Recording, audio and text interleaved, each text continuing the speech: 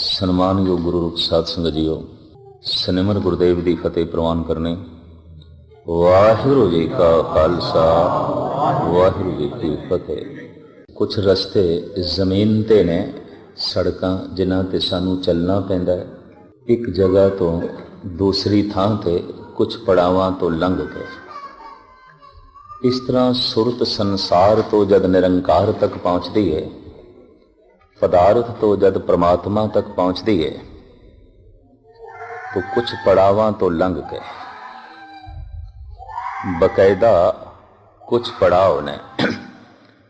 उन्हां पड़ावां दे बकायदा नाम ने, रस्तियां दे भी नाम ने। एक रस्ते नूं इस्लाम कहंदे ने। इस्लाम एक रस्ते दा नाम है और इस रस्ते च पड़ाव ने। सनातन मत एक रस्ते का नाम है और इस रस्ते दे कुछ पड़ाव ने। ईसाईयत, यहूदी ते पारसी ये रस्तियां दे नाम ने और इन्हां रस्तियां दे अपने पड़ाव ने। गुरमत ये जिहड़ा गुरु दा पंथ है, इस दे भी अपने नाम ने और इस पंथ दे, इस मार्ग दे, इस रस्ते दे अपने पड़ाव ने।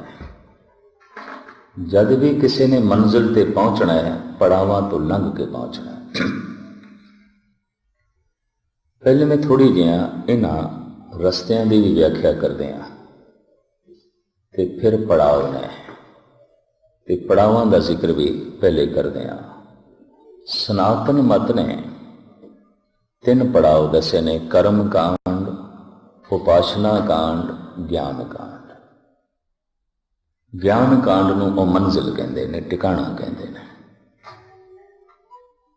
इस्लाम 4 हिस्सियां दे तकसीम करदा है। 3 नूं पड़ाव मनदा है, चौथी नूं मंजिल मनदा है। शरीयत, तरीकत, मार्फत और हकीकत। इसी तरीके नाल गुरमत 5 हिस्सियां विच वंडदी है। 4 पड़ाव ने, 5वीं मंजिल है। जैसे कि सतगुरु वंड करते हैं जपजी साहब दे धर्म खंड, ज्ञान खंड, सरम खंड, कर्म खंड और सचखंड। असी गुरमत मार्ग दे धारनी हाँ, गुरु पंथ दे चलन वाले हाँ।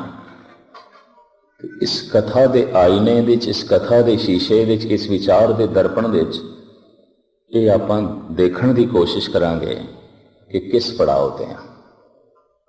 पहले पड़ाव ते हां, दूजे ते हां, तीसरे ते हां, चौथे ते हां या पहुंच गए हां, या बस जिंदगी पुछदे ही लंघ गई है, चले ही नहीं। पूछत है पथक ते मार्ग ना धरे पग, प्रीतम के देश कैसे बातन से जाइए। महापुरुषां ने, जगत दे रहबरी पुरुषां ने जो मनुखी जीवन नूं बतीत करन दे साधन दसे, दुखां दी निवृत्ति दे जो उपराले दसे, वो जगत ने अपनाए नहीं ने। ते राजनीतिक लोगों ने जो मनुख की समस्यावां नूं हल करन दे उपाय कीते, उस दे नाल समस्या हल होई नहीं है। हर मुल्क की अपनी समस्या है। कोई भी मुल्क दावे नाल नहीं कह सकता छाती ते हथ रख के कि साडे मुल्क की कोई समस्या नहीं। कुछ ना कुछ समस्या है। किधरे आर्थिक समस्या है, किधरे समाजिक समस्या है, किधरे राजनीतिक समस्या है। और इन्हां समस्यावां नूं सुलझाण दा, हल करन दा राजनीतिक लोगों ने दावा किया होया है, लेकिन हर मुल्क दे विच समस्यावां मौजूद ने। समस्यावां हल नहीं होईयां।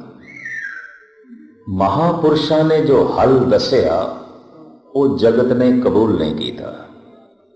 राजनीतिक लोगों ने जो हल दसिया उस नाल हल होया नहीं।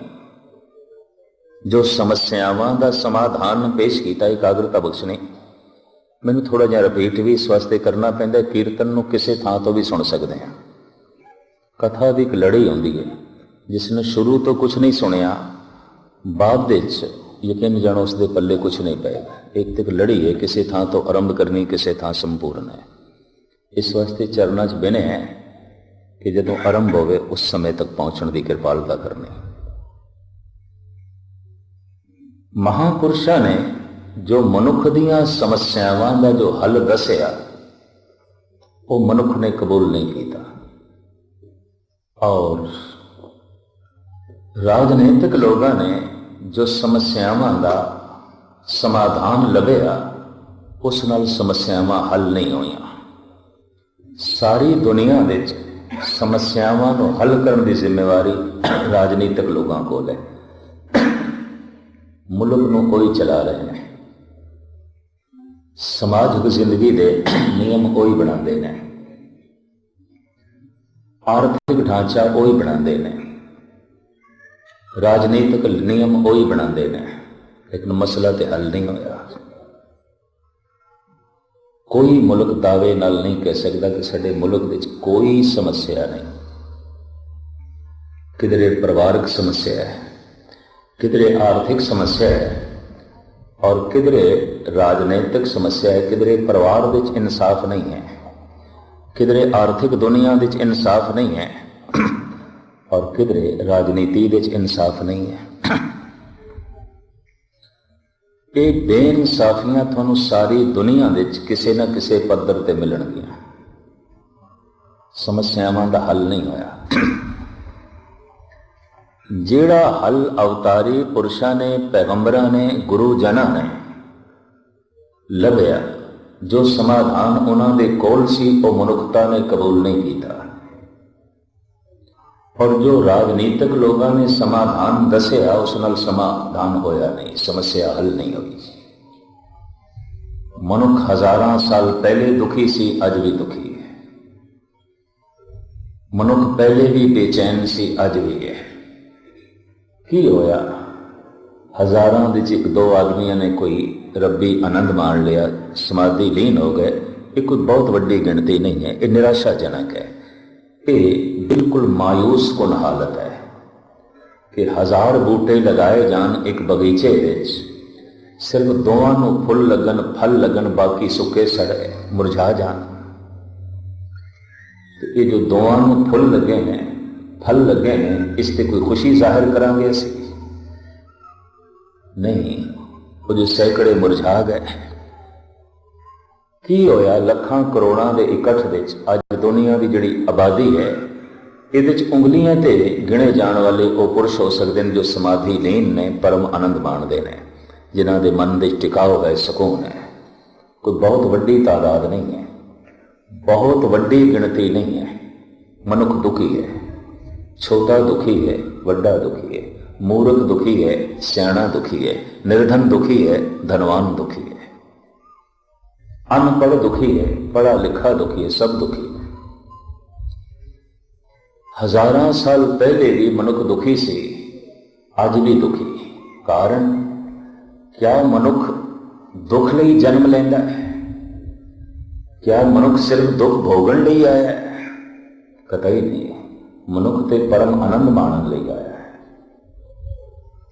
ये जो मनुखा तन इसनों मिले है, ये परमात्मा की प्राप्ति वास्ते मिले है। कि परमात्मा की है आनंद, परमात्मा की एक खुशी, परमात्मा की एक प्रकाश, परमात्मा की एक रस मनुख दे कोल ते नहीं दिखाई देता।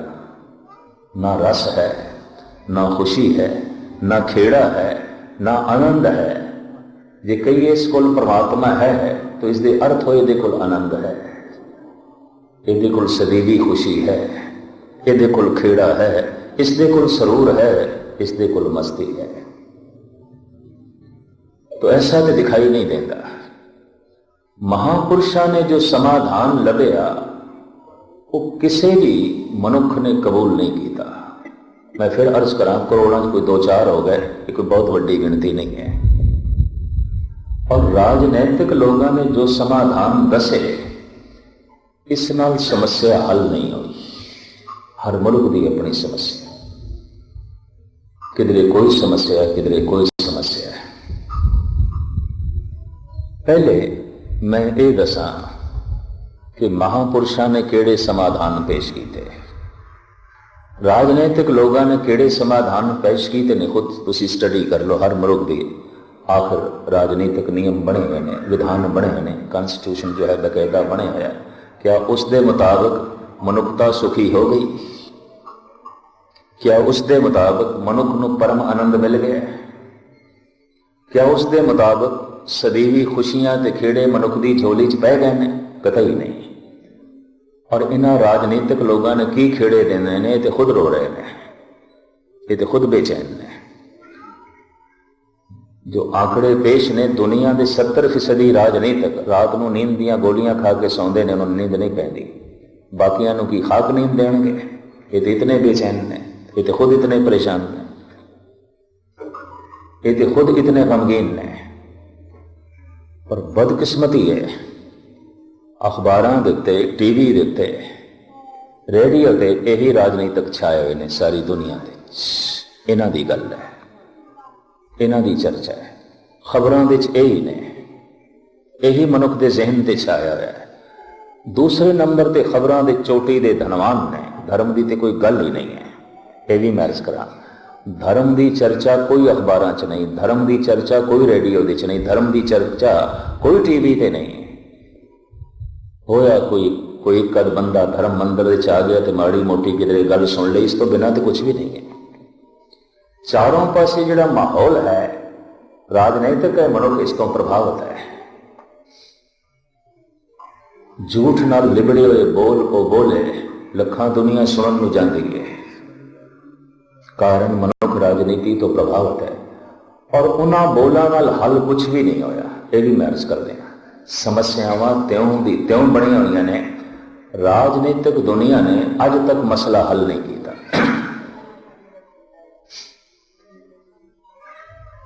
धर्म ने जो मसला हल किया है, जो समाधान पेश किया है, जो दवाई अगों रखी है, ये मनुख ने कबूल नहीं की।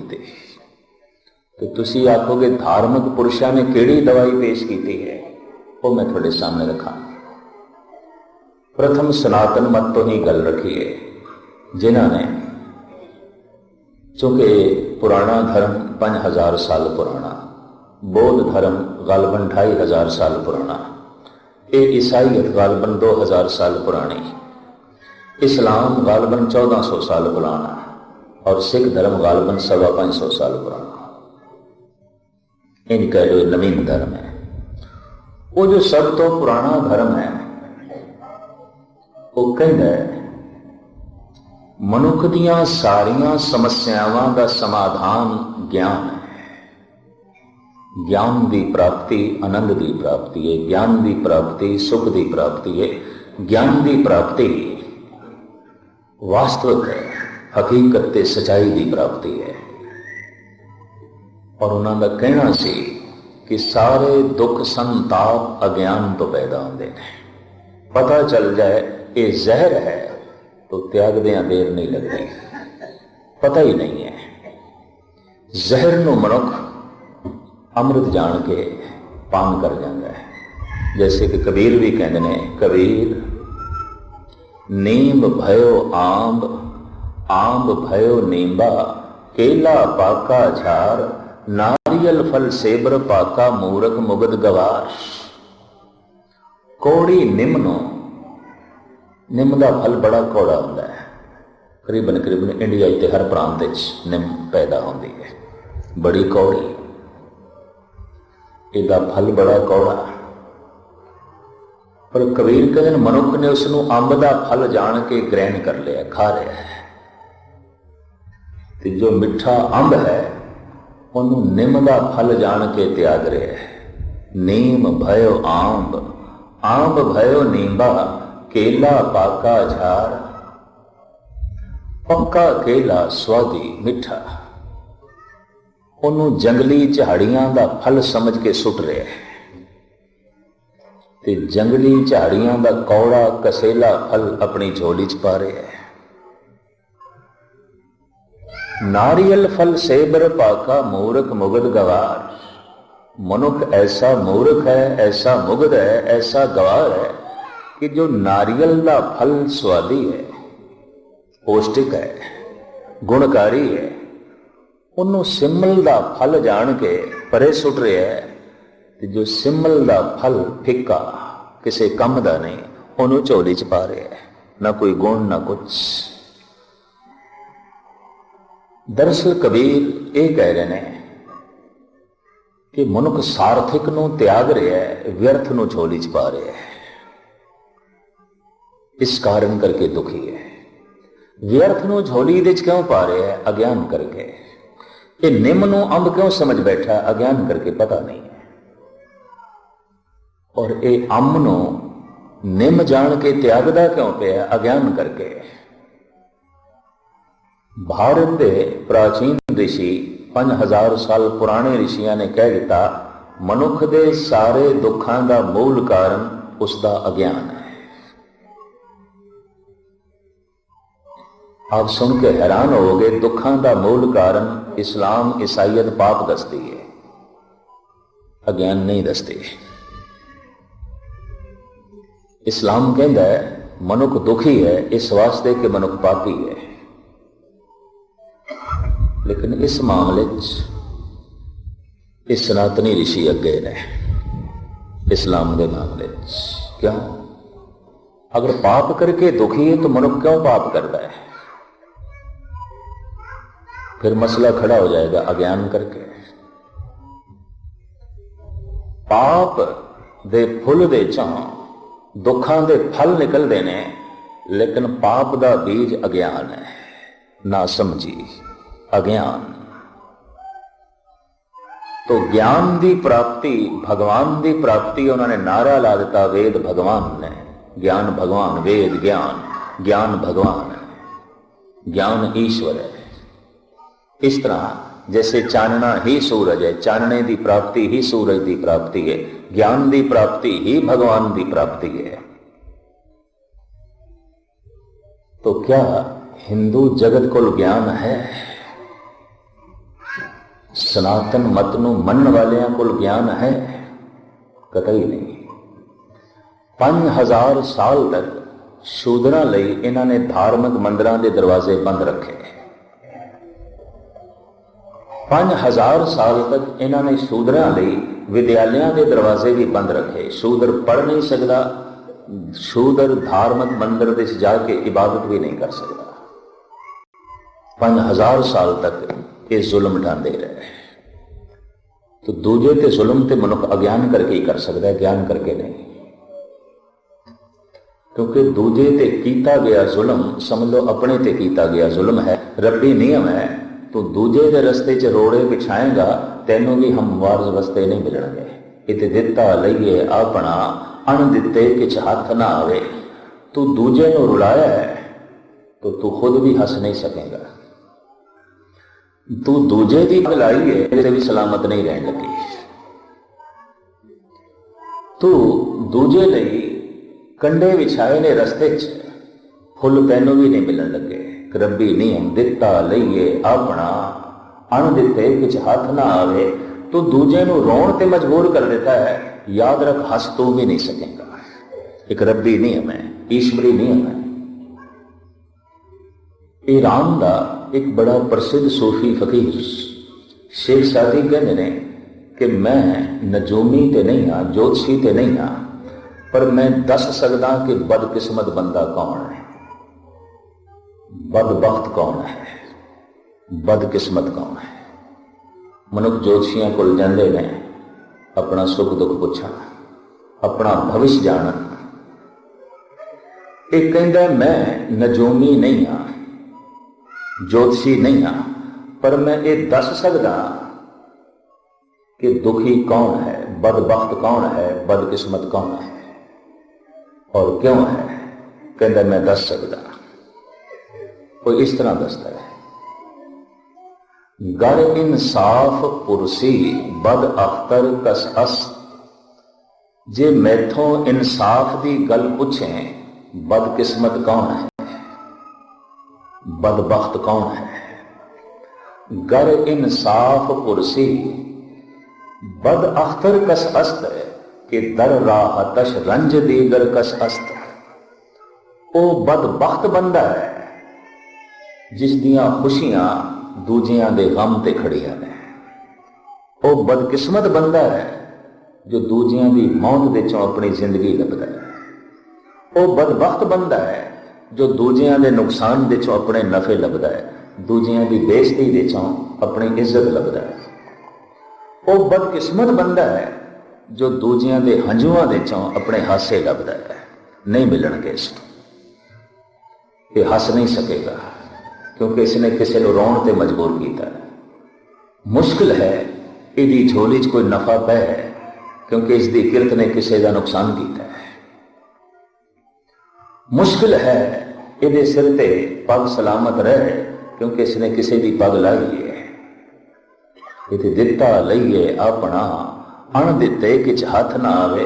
तू जो कुछ जगत की झोली च पावेगा पलट के वही वापस आंदा है। तू दूजे नूं रोण ते मजबूर किया है, हस नहीं सकेगा। ये दिता लईए अपना, पर तू दूजे की झोली दी खुशियां पाइयां ने, पलट के तेरी झोली च आणगे ते रब्बी नहीं। तू दूजे के रस्ते दे फुल बिछाए ने, तेनों भी रस्ते हमवार मिल जाएंगे।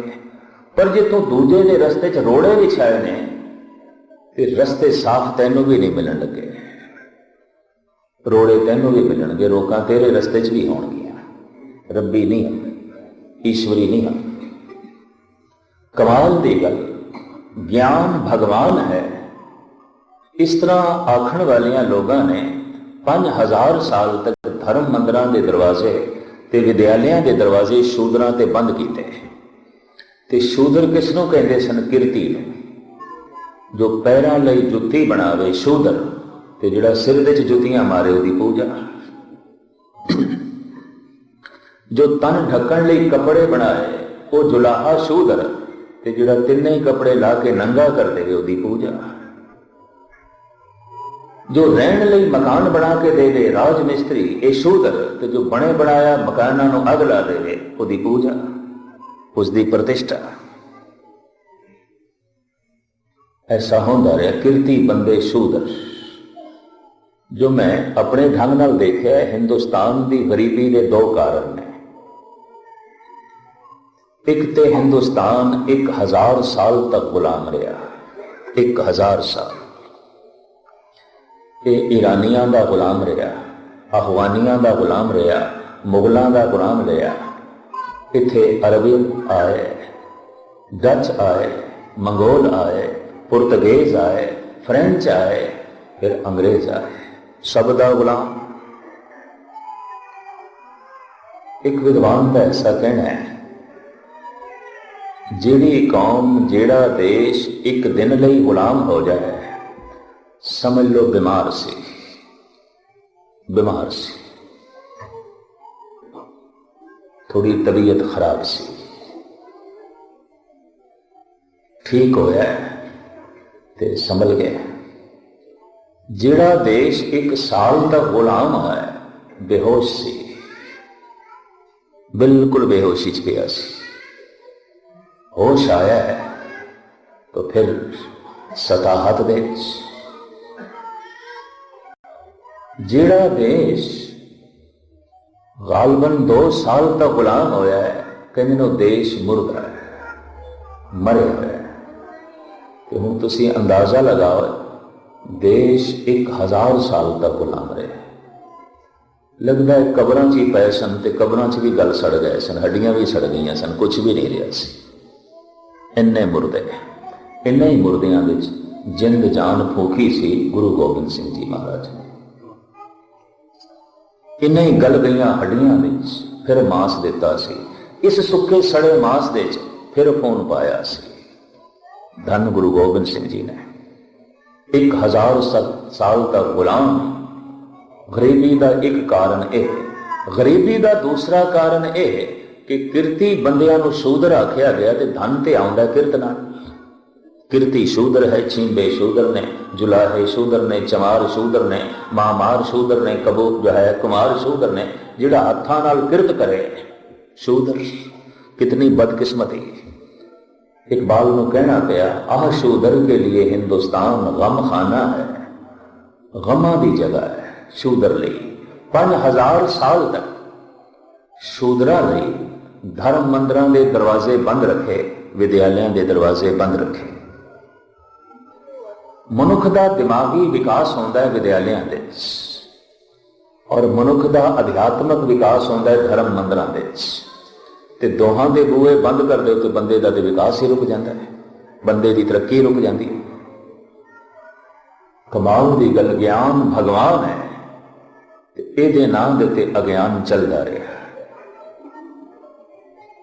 33 करोड़ देवतियां की पूजा चलती रही, ज्ञान भगवान है।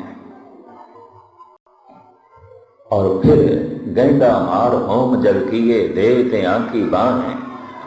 अज भी ऐसे मंदिर ने जिन्हां मंदिरां दे शराब चढ़ाई जाती है और संडे बकरे कटे जाते हैं और तिलक लाए जाते हैं खून दे, और शराब सारा दिन प्रसाद के रूप में दी जाती है। भैरव काल का मंदिर उज्जैन, काली का मंदिर कलकत्ते और कुमखिया देवी का मंदिर गुवाहाटी आसाम, इस तरह के सैकड़े मंदिर ने। अज भी ज्ञान भगवान है तो ज्ञान के नाम से इतना अज्ञान चलता है।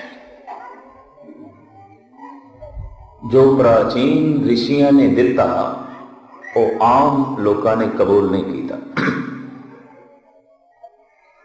लईए इस्लाम नो, इस्लाम दे अखरी अर्थ ने अमन सलामती।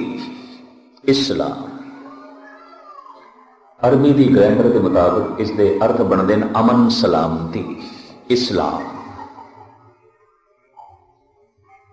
जब दो मुसलमान मिलते हैं, सलाम अलैकुम, अस्सलाम अलैकुम, वालेकुम सलाम, वो पहला इंज कहता है कि तू सलामत रहे, अमन दे नाल रहे। दूजा कहता है खुदा तेनों भी सलामत रखे, तू भी अमन। इतनी खाना जंगी सी अरब दे, भरा भरा दा वैरी, घरां दे घर खाली हो गए सन, खाना जंगी। मोहम्मद साहब ने जो मार्ग बनाया खुदा तक, जिस दे पड़ाव रखे, रस्ते का नाम रखिया इस्लाम। तू दूजे लई अमन सलामती पैदा कर, खुदा तेरे लिए अमन सलामती पैदा करेगा। तू दूजे लिए बदअमनी पैदा ना कर, तू भी अमन नाल रह सकेगा। अगर तेरी होंद दूजे की सलामती खतरा पाती है तो याद रख सलामत तो भी नहीं रह सकेगा। रब्बी नहीं, एक ईश्वरी नहीं, ये तो रब्बी नहीं है। एक सूफी फकीर का इस बारे में बड़ा सुंदर कहना है, अज रहा चुनार के सलामत न कुनत। रस्ते विच आकड़ के न चल, इस ढंग नाल चल कि तेनों मजबूर होके कोई सलाम झुके ना, मजबूर होके तेनों मजबूर होके कोई सजदा करे। इस ढंग नाल आकड़ के ना चल, इस ढंग नाल प्रदर्शनी ना कर अपनी शक्ति दी, अपने धन दी, अपने रुतबे दी या अपने जोबन दी। अज रहा चुनार के सलामत न कुनत, बाखलक चुना जी के कयामत न कुनत। खलकत दे इस ढंग नाल रह कि तेरे रहन दे नाल कयामत ना होवे। कई बंदे बंदे नहीं होंदे, बस चिनगारियां ही होंदे ने। जिथे बैठे भांबड़ बालणगे, जिथे बैठणगे लाणगे। वो मनुख नहीं होंदे, वो भांबड़ ही होंदे। वो मनुख नहीं होंदे, चिनगारियां ही होंदे ने। जिथे बैठे शोले भड़कणगे। जिस परिवार विच बैठणगे, परिवार को बिखेर के रख देणगे। जिस भाईचारे च बैठणगे, तोड़ के रख देणगे। जिस दो मित्रां विच बैठणगे, मुश्किल है कि दोस्ती रह सके। उन्हां दा कम है चिनगारियां छीना, उन्हां दा कम है अग लाई जाना।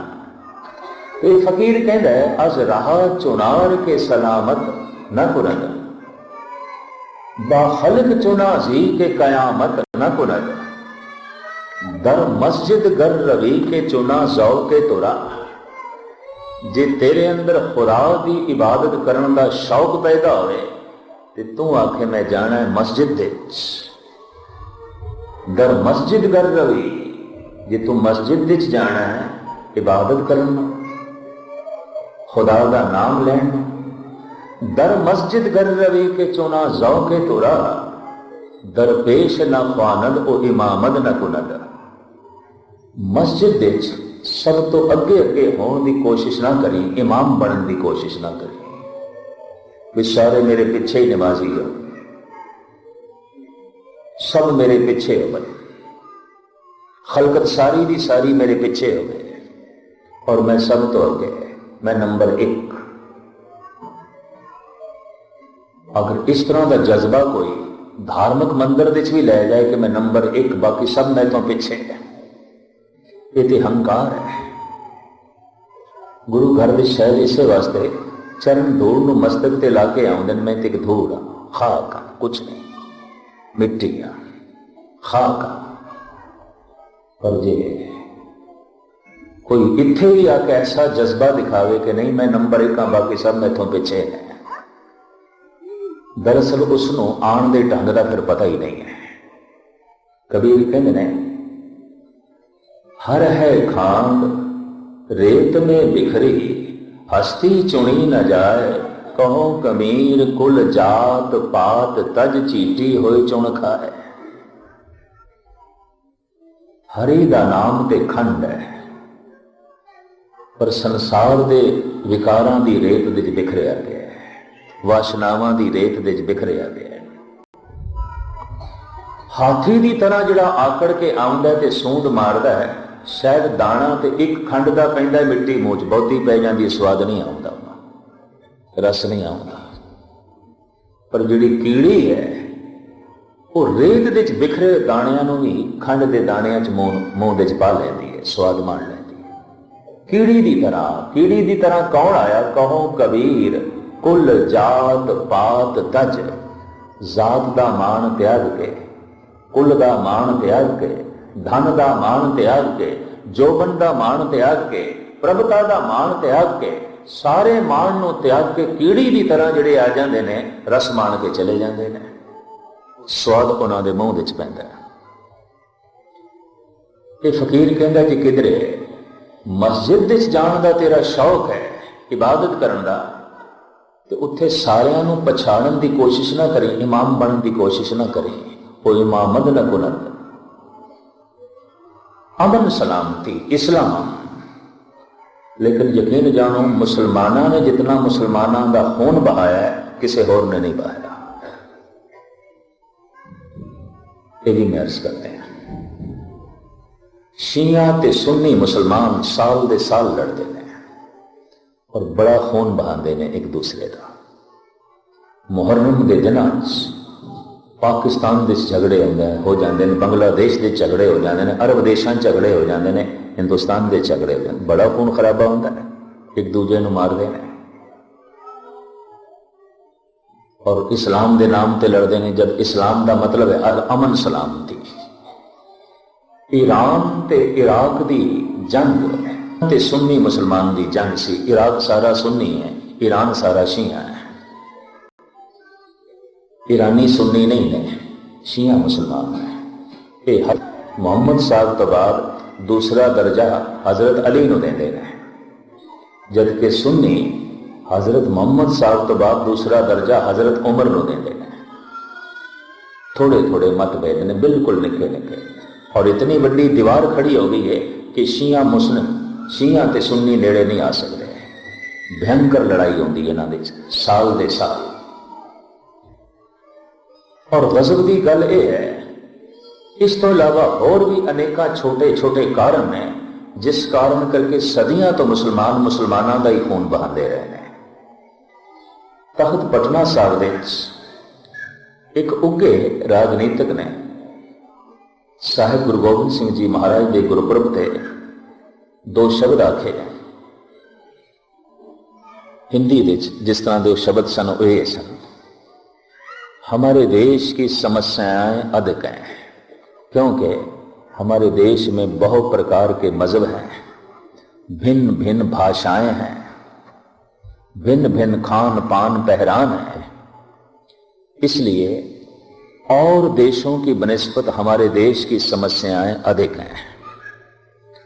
इस देते गालवन वो 1 घंटा बोलिया, कहता हिंदुस्तान दीयां समस्यावां बाकी देशों नालों ज्यादा ने। क्यों? इस देश की भाषा एक नहीं है, बोली एक नहीं है। कोई बंगाली बोलता है, कोई पंजाबी बोलता है, कोई गुजराती बोलता है, कोई मराठी बोलता है, कोई तमिल बोलता है, कोई तेलुगु बोलता है, कोई मलयालम बोलता है, कोई हिंदी बोलता है, कोई उड़िया बोलता है, कोई बिहारी बोलता है, कोई असामी बोलता है। तो हुण आसाम दियां भी 7 स्टेटां हो गई, 7 भाषावां करके। आसाम की एक भाषा नहीं है, 7 भाषावां ने ते 7 स्टेटां बन गई ने। आसाम, अरुणाचल, मिजोरम, नागालैंड, त्रिपुरा, मेघालय, मणिपुर, ये सारिया भाषावां के आधार देते आसाम 7 टुकड़े हुए। ये 7 स्टेटां ने, आसाम, मेघालय, अरुणाचल, मिजोरम, त्रिपुरा, नागालैंड ते मणिपुर, ये 7 सूबे ने। एक भाषा नहीं है, सब की वख वख भाषा। उड़िया है, मलयालम है, केरला विच मलयालम बोलते हैं, तमिलनाडु विच तमिल बोलते हैं, और आंध्रा विच तेलुगु बोलते हैं, महाराष्ट्र विच मराठी बोलते हैं, गुजरात विच गुजराती बोलते हैं, बिहार विच बिहारी बोलते हैं। कुछ प्रांत ऐसे ने जिथे हिंदी बोली जाती है, मध्य भारत, राजस्थान, यूपी। बंगाल विच बंगाली बोलते हैं, कश्मीर विच कश्मीरी बोलते हैं, और पंजाब विच पंजाबी बोलते हैं। उन्हें आख्या साडे देश दियां बहुत सारिया भाषावां ने, फिर साडे देश का मजहब भी एक नहीं, वख वख मजहब ने। साडे देश का पहरावा भी एक नहीं, अलग अलग पहरावा है। साडे देश का खान पान भी एक नहीं, खाने भी अलग अलग ने। बंगालियां का अलग, गुजरातियां का अलग, मद्रासियां का अलग, पंजाबियां का अलग। खाने तो पता चल जाता है किहड़े प्रांत का खाना है, फौरन पता चल जाता है। भारत जो लंघ के जांदियां उस प्रांत का खाना। और जिहड़ियां डोमैस्टिक जो है फ्लाइट्स ने, उन्होंने भी करीबन करीबन जिस प्रांत में जा रही है उस प्रांत का खाना देंगे। जे गुजरात जा रही है तो गुजरात का खाना, जे मद्रास जा रही है तो मद्रासी साउथ इंडियन खाना देंगे। फिर उस जे इधर दिल्ली में आ रही है, पंजाब में आ रही है तो उत्तरी भारत का खाना, पंजाबी खाना देंगे। कहने तो मराद उसने कहा थे खाना एक नहीं थे, पहनना एक नहीं थे, मजहब एक नहीं है, थे भाषा एक नहीं है। इस वास्ते इस देश दीयां समस्यावां बाकी देशों नालों ज्यादा ने। उस तो बाद किधरे दास का 1 घंटे का वक्त नहीं तो मेरे अंदर जो है जवाब फुरे सन। और मैं उत्थे बोले अभी मैं कि गालबन 22-23 देश ने अरब, कुवैत है, इराक है, कतर है, बहरीन है, दुबई है, मिस्र है, जॉर्डन है, लीबिया है, सऊदी अरब है, गिणते जाइए भी 22 देश बनते हैं। सारियां दी भाषा एक है, सारे अरबी बोलते हैं। सारियां दा मजहब एक है, सारे सुन्नी मुसलमान ने। और सारियां दा धर्म ग्रंथ एक है, सारियां दा इष्ट भी एको ही है, मोहम्मद साहब। सारियां दा मजहब एको है, मुसलमान। सारियां दी भाषा एको है, अरबी। और सारियां दा पहरावा भी एको है, लंबा चोला पहनते, सिर ते रुमाल बनते, एक रस्सा बन लेंदे उपर। पहरावा भी एको है, ते सारे एक दूजे दे खून दे प्यासे ने। सारे एक दूजे नाल नहीं बनते, मन मुटाव है। हुणे थोड़े ही दिन ही होए इराक ते कुवैत दा खाड़ी युद्ध होया। इराक ते ईरान गालबन 9 साल लड़ते रहे। आज तक जितना मुसलमाना ने मुसलमाना का खून वहाया है और वहा रहे हैं, यकीन जानो किसी दूसरे ने नहीं। ये भी मैं अर्ज कर दें, बिल्कुल छोटिया छोटिया गल्लां करके इन्हां दे झगड़े ने, बड़ा ही खून बहाते हैं, बहुत लड़ते हैं, रज के लड़ते हैं। इस्लाम तू दूजे नूं सलामत रहन दे। मुहम्मद साहब ने तो इंज आख्या सी कि तेनों खुदा की प्राप्ति हो जाएगी। ये तो दूजियां दे पैर लत्तां पे वड्डदे ने,